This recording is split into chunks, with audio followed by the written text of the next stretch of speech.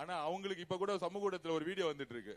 ஒரு திமுக காரர் வந்து இந்த துண்டை எடுத்து ஒரு குழந்தைக்கு 10 வயசு குழந்தைக்கு போடுறான். அவன் எடுத்தவனே சொல்றான் அந்த குழந்தை இப்ப ஓடிக்கிட்டு இருக்கு.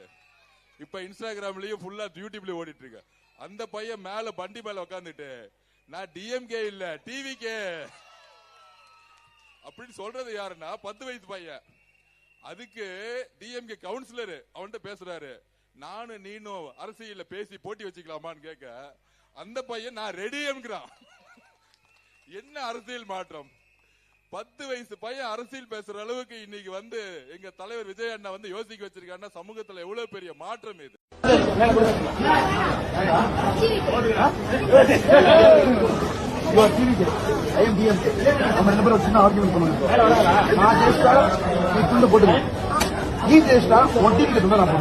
போட்டு